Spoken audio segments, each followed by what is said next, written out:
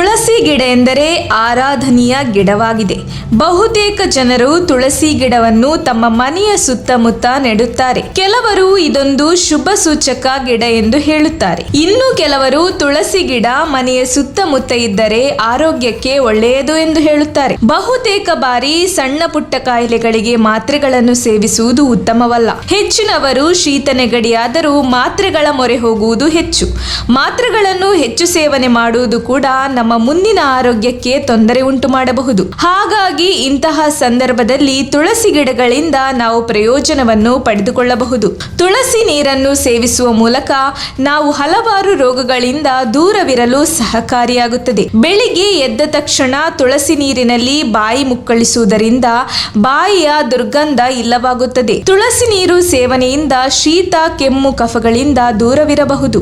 ಗಂಟಲು ನೋವನ್ನು ಇದು ಕಡಿಮೆ ಮಾಡುತ್ತದೆ. ಜ್ವರ ಬಂದಾಗ ತುಳಸಿ ಜೊತೆ ಪುದೀನ ರಸ ಸೇರಿಸಿ ಕುಡಿಯುವುದು ಉತ್ತಮ. ದೇಹದ ಕಲ್ಮಶಗಳನ್ನು ಶುದ್ಧೀಕರಿಸಲು ತುಳಸಿ ನೀರು ಬಳಕೆ ಹೆಚ್ಚು ಸೂಕ್ತ. ಬಿಸಿ ನೀರಿಗೆ 6 ಎಲೆ ತುಳಸಿ ಹಾಕಿಟ್ಟು ಇಡೀ ದಿನ ಕುಡಿಯುತ್ತಿರುವುದರಿಂದ ರೋಗ ನಿರೋಧಕ ಶಕ್ತಿಯನ್ನು ಹೆಚ್ಚಿಸಿಕೊಳ್ಳಬಹುದು. ನಮ್ಮ ತುಮಕೂರು ಮಾಧ್ಯಮದ ವಿಶೇಷ ಸುದ್ದಿಗಳನ್ನು ನಿರಂತರವಾಗಿ ಪಡೆದುಕೊಳ್ಳಲು ಚಾನೆಲ್ ಅನ್ನು ಸಬ್ಸ್ಕ್ರೈಬ್ ಮಾಡಿ. ಕ್ಷಣ ಕ್ಷಣದ ಸುದ್ದಿಗಳಿಗಾಗಿ www.nammathumakuru.com ಗೆ ಭೇಟಿ ನೀಡಿ.